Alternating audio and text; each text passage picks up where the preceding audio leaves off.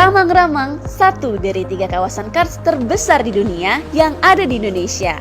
Tentu, kekayaan alamnya selalu menjadi magnet bagi para petualang, tak terkecuali saya. Untuk menuju ke lokasi, saya harus naik kapal kecil menyusuri sungai sekitar 20 hingga 30 menit. Ramang-Ramang Maros terkenal dengan wisata alamnya yang luar biasa indah, khususnya tebing karstnya. Nah, tapi hari ini itu bukan tujuan utama saya. Nah, kira-kira saya mau kemana ya? Ikuti jejak saya, jejak petualang! Sungai ini adalah satu-satunya akses masyarakat untuk menuju kampung yang ada di dalam. Di sepanjang aliran sungai, tanaman nipah tumbuh dengan subur.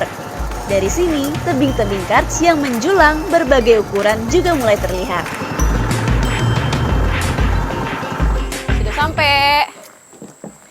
Mas Iwan, kita tujuannya kemana nih selanjutnya nih? Kita ke Gua Kelelawar. Nah, tapi kita harus jalan dulu. Berapa meter nih? Dari sini mungkin sekitar 100 meter. 100 meter. Sampai di kaki tebing. Siap, kalau gitu kita harus semangat. Ya, tujuan saya kali ini adalah Gua Kelelawar yang ada di salah satu bukit karst. Untuk menuju ke sana, kami harus menembus semak belukar yang cukup tinggi.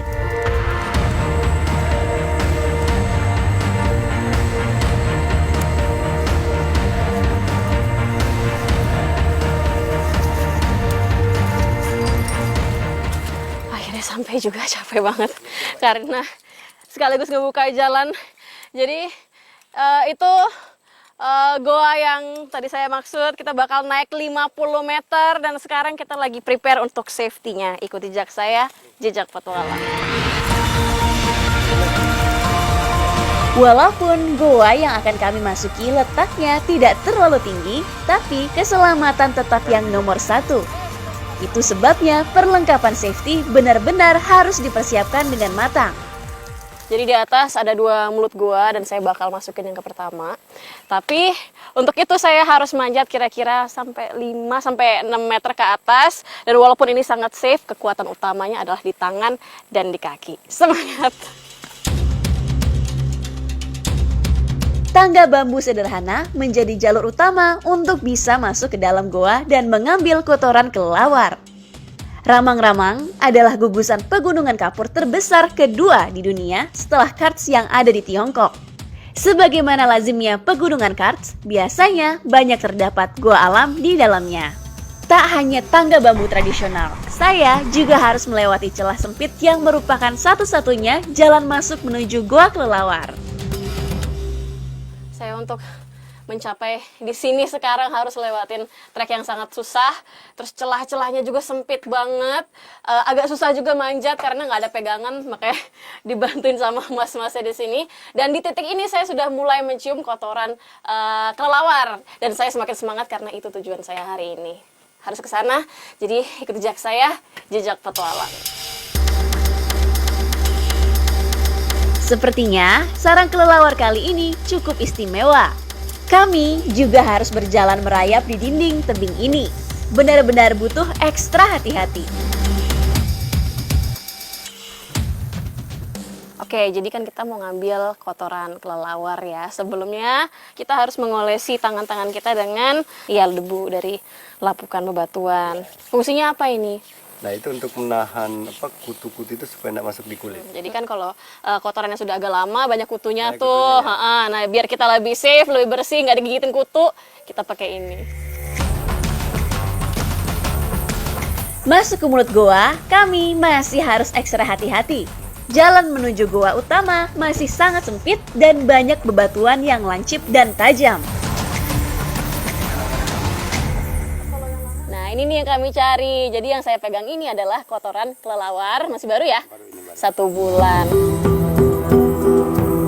Saat masih baru, kandungan nitrogen dan amoniak pada kotoran kelelawar masih sangat kuat. Makanya tidak bisa langsung digunakan sebagai pupuk tanaman. Selain itu, dengan dibiarkan beberapa bulan, kotoran ini akan terfermentasi secara alami.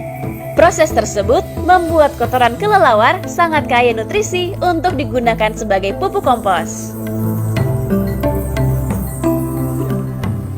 Bang, ini dijual berapa sih harganya? Biasanya 35.000 satu karung. Satu karung 35.000. Padahal kita naik-naiknya udah kayak gimana tahu ini. Tapi untung nih, cuman kelihatannya sedikit pas kita garuk-garuk kayak gini, lumayan banyak juga nih.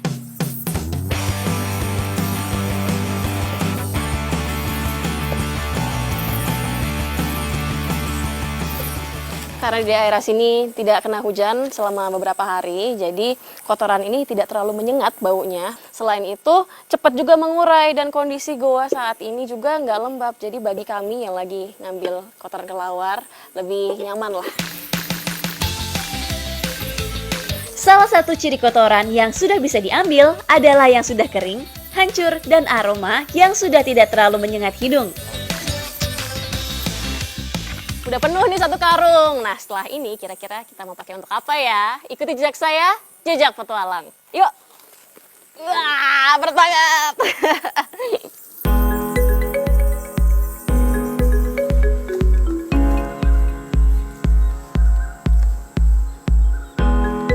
Kotoran ini akan langsung kita tebar di sawah yang ada di sekitar kampung. Di tempat inilah awal mula kenapa bisa disebut ramang-ramang. Dalam bahasa Makassar, ramang-ramang berarti berkabut. Karena kampung dan persawahan yang diapit Pegunungan Karts ini selalu berkabut saat pagi dan sore hari. Kotoran kelelawar banyak banget nutrisinya yang dibutuhkan oleh tumbuhan. Nah, makanya cocok banget untuk jadi pupuk. Ikuti jejak saya, jejak petualang. Pupuk organik kotoran kelelawar ini biasanya diberikan pada tanaman untuk menggantikan pupuk kimia seperti NPK dan urea karena kandungannya yang hampir sama. Makanan yang dimakan oleh kelelawar sangat berpengaruh dengan kondisi dan nutrisi yang ada di dalam kotoran kelelawar itu tersendiri. Nah, kalau pupuk ini menurut masyarakat sekitar banyak banget nitrogennya. Kenapa? Karena kelelawar di sini sering makan serangga dan ikan-ikanan. Jadi karena banyak nitrogennya, pupuknya sangat cocok untuk tanaman yang sudah mulai tumbuh, artinya sangat bisa mempercepat pertumbuhannya.